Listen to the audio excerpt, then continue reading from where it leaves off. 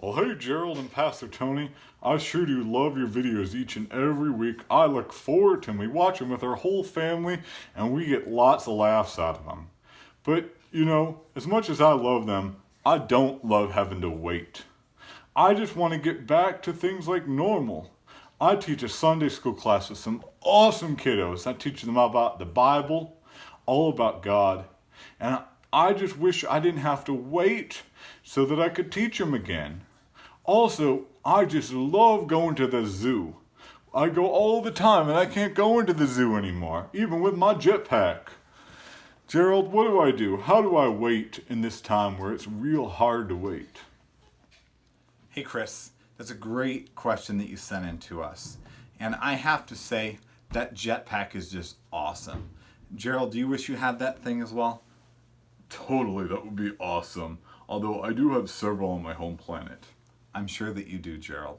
Have you had a hard time waiting in this time? Yeah, especially on Friday nights. Why, what's so odd about Friday nights? What's so hard about Friday nights? Well, now I just kind of hang out at Pastor Tony's house and we have fun. But when I'm back home, I play toothbrush ball. What is that, Gerald? I assume that's like you get a couple toothbrushes with some buddies and a bouncy ball and just kind of knock them back and forth. Oh no, it is quite different. You actually have to use a shrink ray and you go down inside the toothbrush with a friend and you also shrink down a volleyball and tape it onto a hockey puck. And then you kind of use those as like a special disc and you knock them on top of the bristles. And whoever gets them to land on bristles and hits the most bristles ends up winning the game. Gerald, these things are out there. They're just wild. Do you think that people play this all the time? I'm sure all the kids watching here like to play toothbrush ball. No, I think that's just a game, kids, that is on Gerald's planet. That I'm sure that's hard to wait for. You know, myself, you guys can probably see my hat. I was actually given this baseball hat by a friend, another pastor at our church. And I've had a hard time. I don't like having to wait for baseball because baseball season is supposed to be started right now. And I'm having to wait to watch some baseball games and see who won some baseball games. It can be hard to be patient. It can be hard to wait indeed. So, Gerald, how do we grow in patience? Oh, I think the best way to grow in patience is definitely get a time machine and you go forward to the time you were waiting for. Kids, that's not possible. Gerald sometimes doesn't have the best wisdom. I'm sure that you guys would agree with that, as would your parents. So actually, I think a great way to learn about growing in wisdom and patience, the wisdom of patience actually, is by studying one of the parables of Jesus. Now, kids, do you know what a parable is? You can tell your mom and dads. But Gerald, do you know what a parable is also? Oh, that's easy. A parable is like when you make a pair do like awesome dances. No, that's not even close, Gerald. I'm sorry. Okay, kids, a parable is actually a story that's in the Bible, specifically given by King Jesus, and where he gives these stories that are meant to teach us something about God, where the story is just kind of showing us something. It's awesome like that. It's really helpful. They all have one kind of main point that they're trying to show us about God, and usually it's kind of about salvation. So one parable I want to talk to you guys about is a parable that's found in Matthew chapter 25, verses 1 through 13. And this is kind of the parable of the bridesmaids in one way you could say. And I want to ask your parents to read this for you guys at home, perhaps during family worship. And I want to encourage you guys that sometimes actually some translations can help us and help understanding some words in a way that we don't understand in our time. And you guys can use whatever translation you want. But I also want to encourage you guys to look at the New Living Translation, because it calls, in the New Living Translation, it calls these women bridesmaids, which I think is a helpful way to understand it. But it gives us a list of 10 girls. These girls probably were teenagers, not much older than you guys. We don't know that for sure. We do know for sure that they were not married women. And they were bridesmaids waiting for a wedding. And at that time, weddings were a little bit different than I'm sure weddings that you've been to.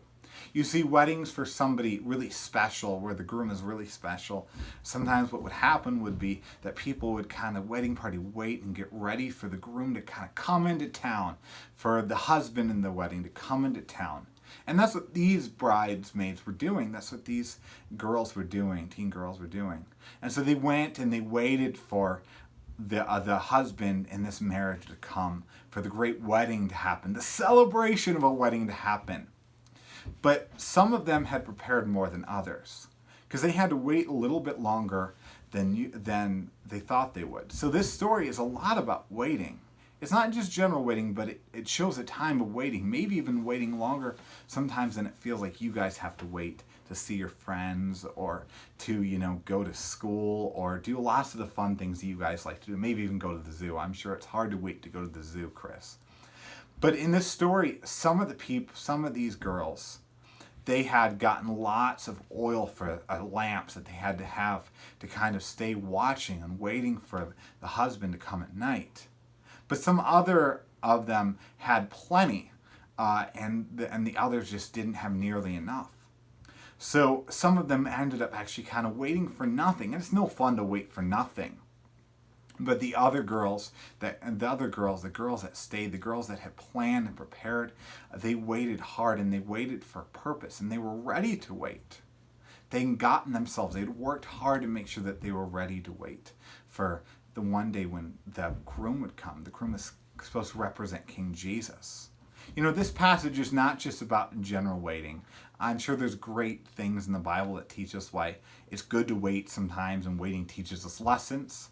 But it's actually mainly about waiting for God's kingdom, for God's awesome, amazing kingdom, waiting for King Jesus. At the time, in the Old Testament, a lot of people were waiting. They waited really, really long times for King Jesus to be born, the story that we remember every Christmas. But now, even today, we are all waiting as Christians. We're waiting for one day when King Jesus comes back again. And that's what this story is about how we, as we wait, we can be very purposeful, how we can use our time of waiting to prepare ourselves, to grow, just like we talked about last week, how we grow as Christians. And it's not through eating some kind of miracle grow or anything like that. But we grow as Christians as we wait, and we make the best use of this time. So you guys can use this time of waiting to help you guys grow and help you guys want and crave for when King Jesus one day comes back. But to also know that in this time of waiting, that we can be patient in waiting, because we know that God knew about what's going to happen, about you guys being stuck at home when he gave you those awesome promises in the Bible. I know some of your Sunday school classes have been studying the promises of God, which are so helpful and amazing. But one of the promises of God are for times when we wait. And God gave us those promises knowing he knew from way before the world was ever created. God knew that you would be stuck at home, that you wouldn't be able to hang out with your friends, that you wouldn't be able to go to school. And those promises are still true. The promises that God is with us, the promises that God cares for us. God knows that this will end at some point. God knows that the waiting will end for all of us. And he wants us to trust in him and to know that he's in control and know that we can wait because he knows what will happen. I want to ask you guys to memorize a Bible verse that will help you, I think, as you wait this week, and maybe send in something showing you guys have memorized it. Gerald, what do you think about when people send in the videos or tell you ways that they memorize it? Oh, it's just so awesome. There's some really cool videos that some kids send in. Yeah, you guys can do something like that. I want you guys to memorize Isaiah chapter 40, verse 31. But they who wait for the Lord shall renew their strength. They shall mount up with wings like eagles. They shall run and not be weary. They shall walk and not faint. You guys can wait. And you guys can be patient now because God is way bigger than this time where it's really hard to wait. And God knows that the hard times of waiting will end. And God will use what we do to serve King Jesus even now when it's hard to wait.